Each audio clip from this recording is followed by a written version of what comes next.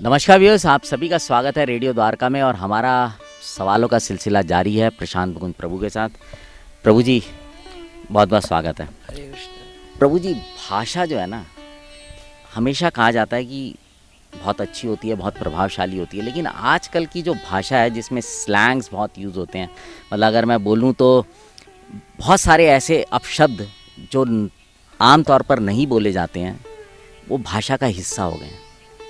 और आए बच्चों से लेकर बड़े तक, दोस्तों के साथ, अपने एम्प्लॉइज़ के साथ, सब तरह के उस व्यवहार में उन मतलब शब्दों का इस्तेमाल करते हैं। तो क्या इस तरह के शब्दों का इस्तेमाल किसी भी मतलब प्रयोजन में, ज़रूरी नहीं है लड़ाई झगड़े में, क्योंकि लड़ाई झगड़े में जब इस्तेमाल होते हैं तो फिर उसका नतीजा बुरा हो जाता है, तो आम बोलचाल में जब ये इस्तेमाल किए जाते हैं तो क्या ये सही है या इसमें भाषा की सुधारने की ज़रूरत है? गीता के अंदर भगवान कहते हैं कि आज के ज़माने में तपस्या कई प्रकार की है। शरीर की तपस्या के लोग योगा करते हैं, सुबह जल्दी उठते हैं, वॉक करते हैं। मन की तपस्या के लिए लोग मेडिटेशन करते हैं, जपा करते हैं, और अपने आजकल इंटरमिटेंट फास्टिंग करते हैं। पेट की तपस्या भी करते हैं, भोजन का भी तपस्या करते हैं। तो एक तपस्या बताएगी वाणी की तपस्या। तो उसमें कहते हैं अनुद्वेग्यम करम वाक्यम। अनुद्वेग यानी कि ऐसी भाषा नहीं बोलनी चाहिए जो दूसरे के अंदर वेग उत्पन्न करे, दूसरे को डिस्टर्ब कर दे। अगर आप ऐसा करते हैं तो भगवान ने भगवत गीता के 12वें अध्याय में कहा है कि वह व्यक्ति मुझे बिल्कुल प्रिय नहीं है।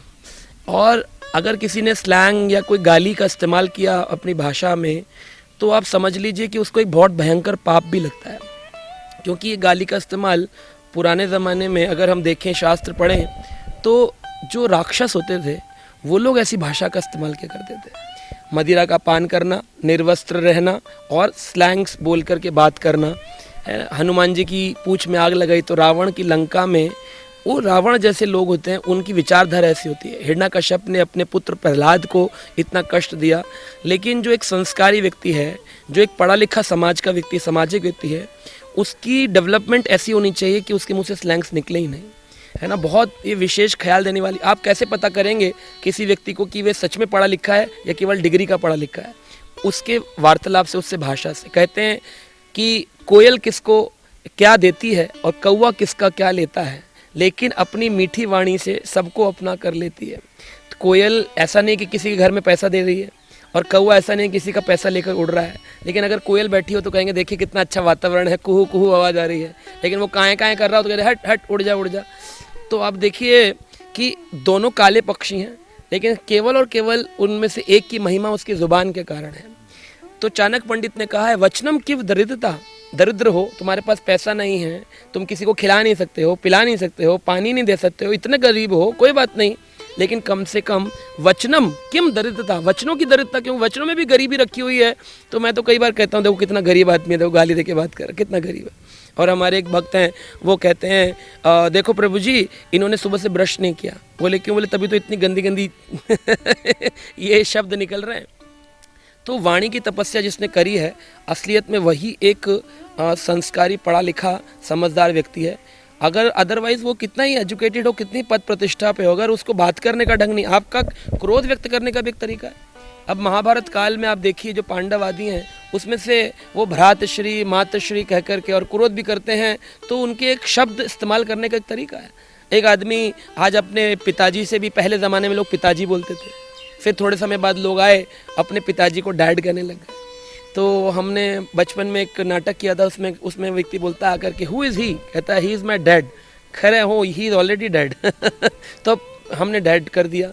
किसी ने उनको पिताजी से पाप कर दिया, पहले पापा कहते थे, अब पाप कहने लग गए। पाप आप समझते हैं सिनफुल एक्टिविटीज़, फिर पाप से अब पॉप्स हो गया है, अब पाप से भी पापी हो गया है। माय डियर पापी लिखते हैं। मतलब वैसे इंसान पापी है, इतने कर्तव्य कर रहा है, और ऊपर से अब वो पिता को भी पापी कह रहे हैं। तो मैंने कहा सच में ये पापी है जिसने तेरे जैसे संतान को जन्म दिया है।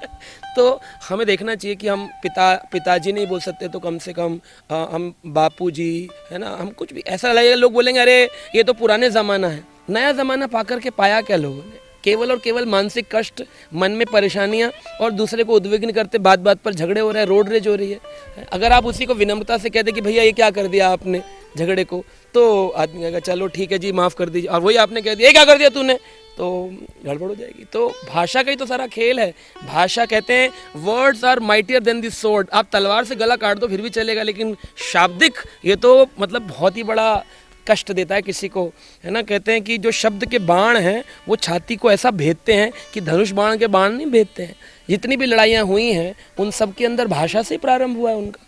तो हमें आज अपने बच्चों को, अपने परिवार में जो बड़े हो चुके हैं, जिनकी आदत पड़ गई, उनको कोशिश करनी चाहिए कि अपनी भाषा को कैसे भाषा सुधारी जाएगी। आपको इस जैसे भोजन अपना सुधार रहे हैं ना लोग, आजकल इंटरमीडिएट फास्टिंग कर रहे हैं, नॉनवेज छोड़ रहे हैं, और पहले एकादशी रखने को प्रॉब्लम होती थी, अब 15 दिन में फ्रूट डाइट, जूस डाइट पर आ रहे हैं ना, 15-15 दिन में, वही एकादशी थी। तो अपनी वाणी की तपस्या करने के लिए उनको अभी क्या करना चाहिए, शास्त्र पढ़ने चाहिए। अगर आप गीता के श्लोकों को उच्चारण करेंगे ना, आप उसकी मेरी भाषा ऐसी नहीं थी। आज से अगर 24 साल पहले देखें, कॉलेज में हम भी ऐसी बात करते थे, और यार क्या हाल चाल है। लेकिन आज वो यार बोलना, अपनी माँ को भी यार बोल देना, पिता को भी यार बोल देना, पति को भी यार बोल देना, मतलब ये क्या भाषा है। तो इस भाषा को केवल सुधारा जा सकता है। तो भगवान ने गीता में कहा वाणी की तपस्या कैसे होगी, चुप रहकर नहीं, मौन रहकर नहीं, शास्त्र पढ़ने से। अगर आप गीता के संस्कृत श्लोकों को बार बार उच्चारण करें, चाहे 2-4 श्लोक ही बोलें। प्रार्थना होती थी पहले, आज वो प्रार्थनाएं भी बंद हो गई लोगों की, है ना। तो वो प्रार्थना बोलने से जब टंग हमारी संस्कृत बोलती है तो उसमें से अपने आप ही क्लीनिंग हो जाती है, और वो स्लैंग लैंग्वेज और गंदी भाषा बोलना बंद हो जाता है। बहुत बहुत धन्यवाद प्रभु जी। सो व्यूअर्स, आपने समझा, विशेषकर ये कार्यक्रम बच्चों को ज़रूर सुनाएं, क्योंकि भाषा का बहुत बड़ा खेल है। तो अब आपसे विदा लेते हैं, जुड़े रहें रेडियो द्वारका के साथ।